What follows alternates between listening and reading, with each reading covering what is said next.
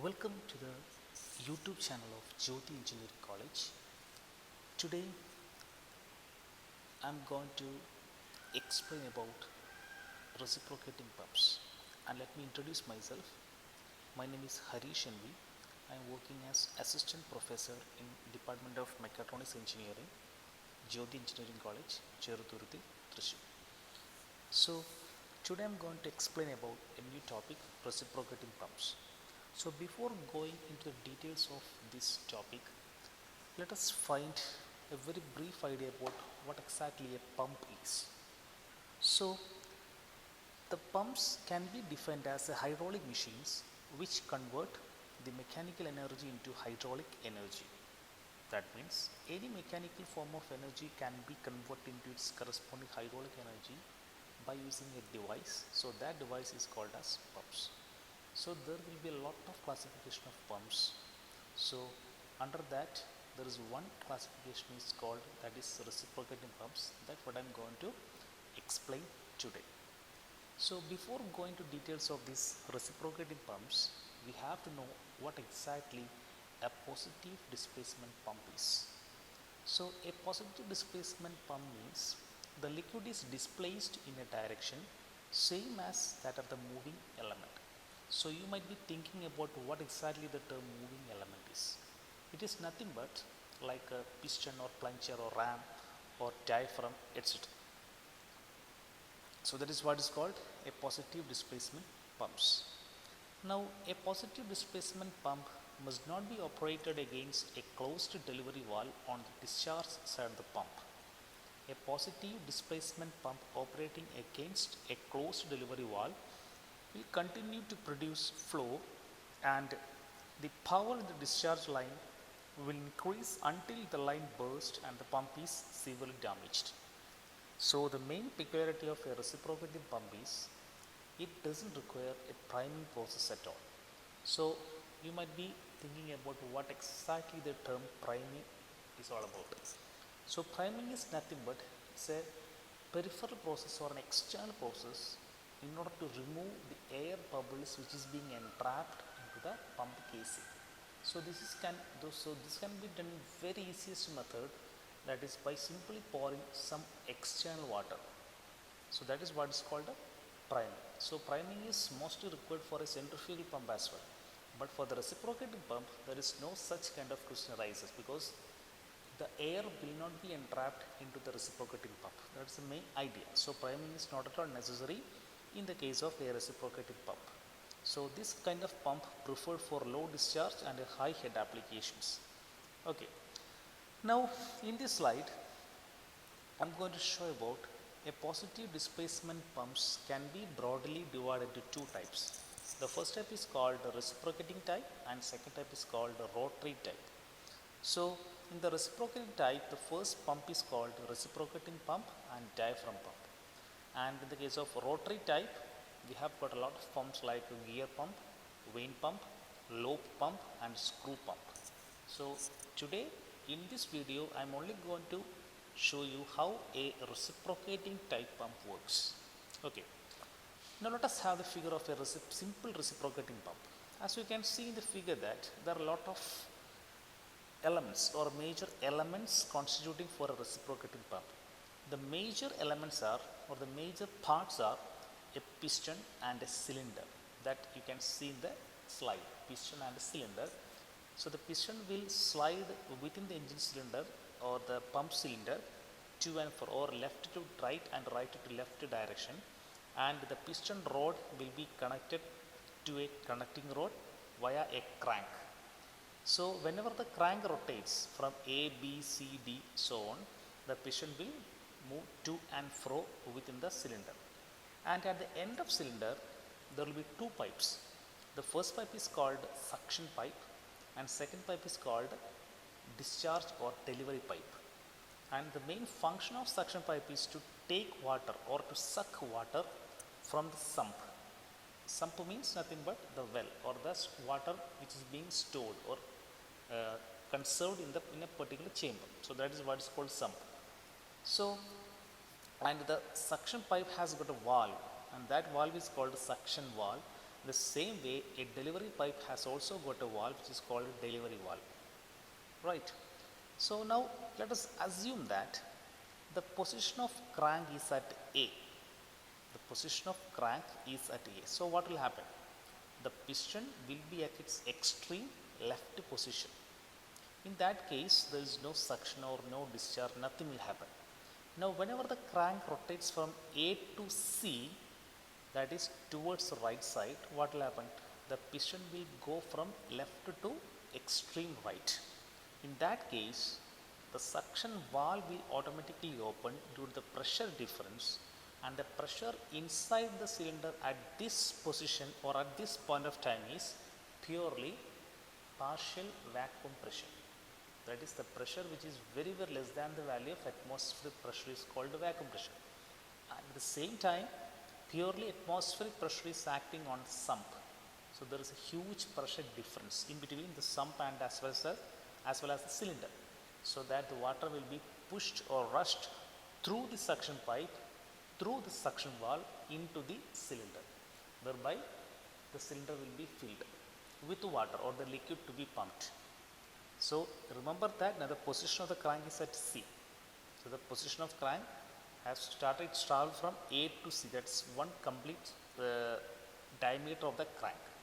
Now imagine that again when the crank rotates from C to A, the next rotation, what will happen? The piston will move from extreme right to extreme left position. In that case, the suction valve will remain closed and delivery valve will open, so that the pressure will be built up in the cylinder and the water will have that much high or huge pressure.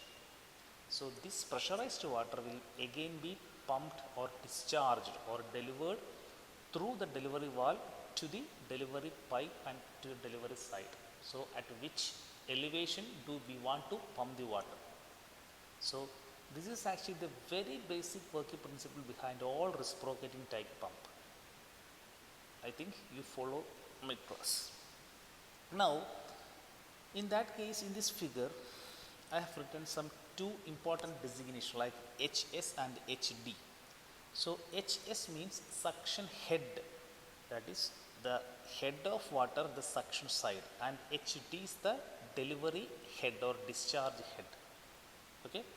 Now this is what is called a simple working of a reciprocating pump.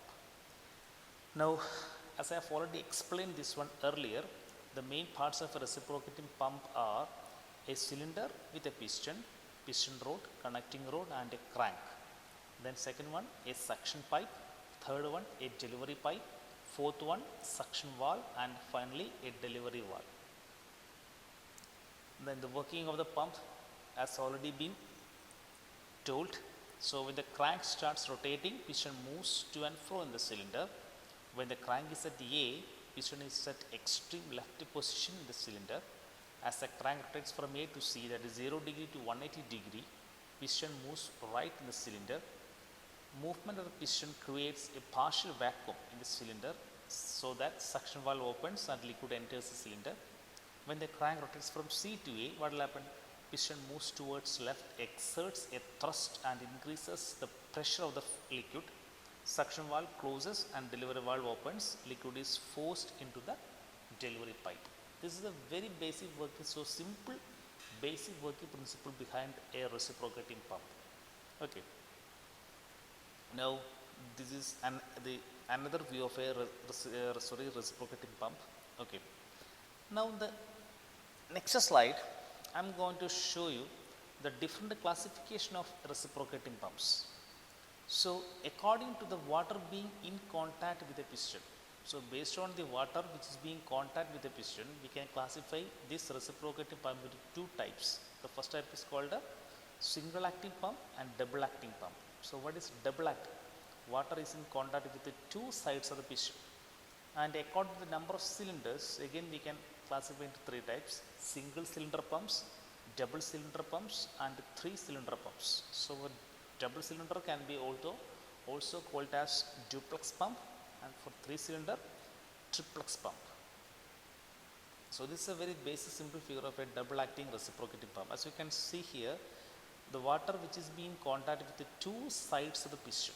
So this type of pump is called double acting pump, and this kind of pump has got only one cylinder and two delivery pipes and two suction pipes. The same way, two suction valve S1 and S2 and two delivery valve D1 and D2 and a common piston rod and a common sump. This is what is called a double acting reciprocating pump is. Now let us look about what is a discharge through a reciprocating pump. So to get the value for the expression of discharge, we have to have a lot of designations like capital D be the diameter of the cylinder and A be the cross sectional area of the piston or cylinder, that is pi by 4 d square, R be the radius of the crank and L be the length of stroke, which will be equivalent to 2 into radius 2R, HS be the suction head, HD be the delivery head. So what is the volume of water delivered in one revolution, which is equal to area into stroke length, or A into L, and number of revolutions per second N by 60. So what is N? It is revolution per minute. Now what is the discharge of the pump per second, or Q? The Q will be the letter to designate discharge, which is equal to discharge in one revolution in the number of revolutions per second, which is equal to LAN by 60. LAN by 60. Now the weight of water delivered per second, W is equal to rho GQ, where rho is the density of water, G is the acceleration due to gravity, and Q is the discharge. So if you want to substitute the value of Q again, the above equation will become rho G into ALN by 60. The same way, we can have the work done by a reciprocating pump also. So that can be equated to work done per second is equal to weight of water lifted per second into total height through which this water is lifted, which is equal to W into the total height will be the summation of suction head and delivery head, or HS plus HD. So W into HS plus HD be the work done. And we have already know the weight of water being lifted is equal to rho G into ALN by 60. You just simply substitute instead of W. So work done per second can be equated to rho G into ALN by 60 into HS plus HD. So this is what is called work done per second or joule per second. So what is that? It's nothing, power in watts. So that power required to drive the pump in kilowatt is equal to rho G ALN into HS plus HD divided by 60,000 kilowatt. If you want to find the value in watts, you just simply write 60 or else 60,000. So these are the two important equations with respect to a reciprocating pump. Okay. Now for a double acting pump, there is no such huge difference. You simply add 2 in front of all the equations. That will become for a double acting reciprocating pump. So discharge of the pump is equal to 2 LAN by 60, and weight of water delivered per second is equal to 2 rho G LAN by 60, and work done per second or power is equal to 2 rho G LAN into HS plus HD divided by 60,000 kilowatt. This is what is called a power. So these are the different equations to be used for a double acting reciprocating pump. Now in this slide, I am going to show you a different new topic called slip of a reciprocating pump.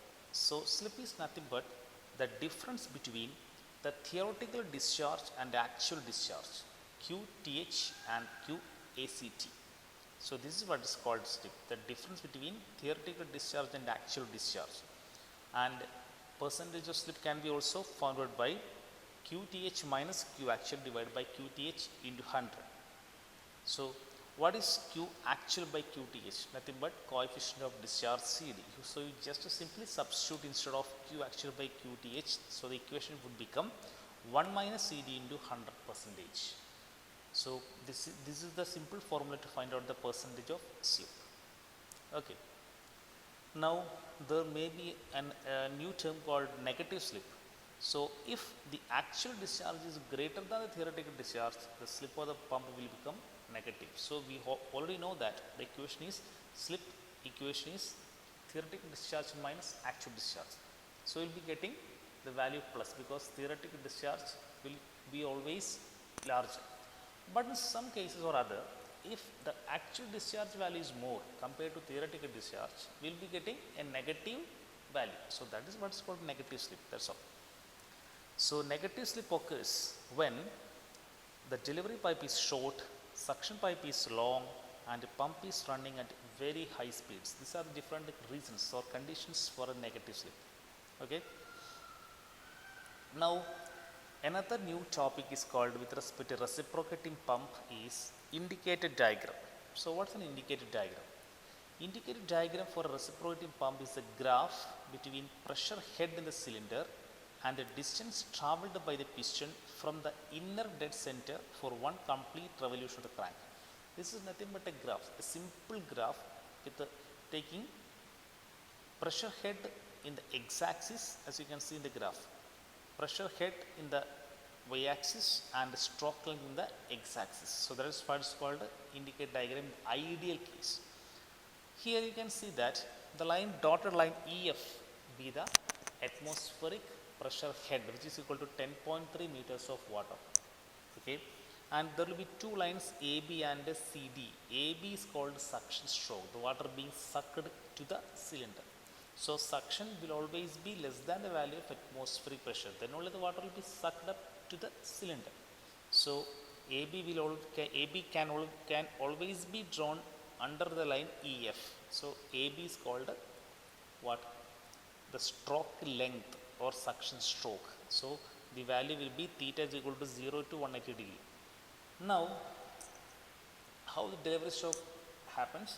The pressure head has to be, or the pressure has to be very more for the water, so that the pressure will be always be greater than atmospheric pressure. So that's what is called CD.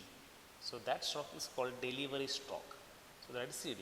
So a particular what's called rectangle or square A, B, C, D constitute the ideal indicator diagram without any losses and without any acceleration effect, without any friction. It's an ideal case. So this diagram is called the indicator diagram with respect to a reciprocating pump. Okay. Now we have already got an equation that what? The work done by the pump per second is equal to rho g ALN by 60 into HS plus HD, the power. So instead of rho g AN by 60, you just substitute K. So the equation would become K into L into HS plus HD, or which is directly proportional to L into HS plus HD. Now from this one, what is the area of the indicator diagram as per this figure? It is length into breadth. So AB into BZ, or what is AB? AB is nothing but the stroke length L. And what is BC? BC can be written by the two adding up of CF and FB. So what is CF? CF is HD and FB is HS. So L into HS. So work done by the pump is directly proportional to area of the indicator diagram. Okay, I hope you are following my class. Now in the next slide, I am going to represent a new topic called air vessel. This is only specialty of a reciprocating pump. So as you can see in the figure, air vessels are some curvy shaped vessel that will be mounted in both sides, that is suction side as well as the delivery sides. And in the air vessel, air will be placed at the top side and the water being pumped or the liquid being pumped will be stored at the bottom side. So that whenever the suction happens, whenever the water enters into the air vessel, the air gets compressed, and whenever the water releases from the air vessel, the air gets expanded. That's a very simple logic. So now next question, what are the different uses or objectives of using this air vessel? So that can be shown in the next slide. You can read it down. Air vessel is a closed container having an opening at its base. One is connected to the suction pipe and one to the delivery pipe close to the cylinder of a single acting pipe. Contains compressed air at the top portion and liquid being pumped at the bottom. When liquid enters the air vessel, the air gets compressed, and when the liquid flows out of the vessel, the air expands in the chamber. Okay. Now let us see what are different purposes of an air vessel. So the air vessel has got four different purposes, or what is called objectives or aims. The first purpose is to ensure constant rate of flow or the uniform discharge. Without any interruptions, the discharge has to be obtained. So for that case, we can have an air vessel. And second objective is to run the pump at a very high speed, Third point is to reduce the possibility of separation of suction side. And the fourth point is to save power required to drive the pump. So these are different functions or purposes of an air vessel. Okay. So for time being, let me conclude this topic, reciprocating pumps, because I cannot, or I couldn't be able to include all the terms with respect to reciprocating pumps, but being a video lecture, I can only able to talk to you up to this level. So hope all guys understood my video. So I'll be coming back again with more new topics. So thank you Jyoti Engineering College for giving me this such a wonderful opportunity. So thank you.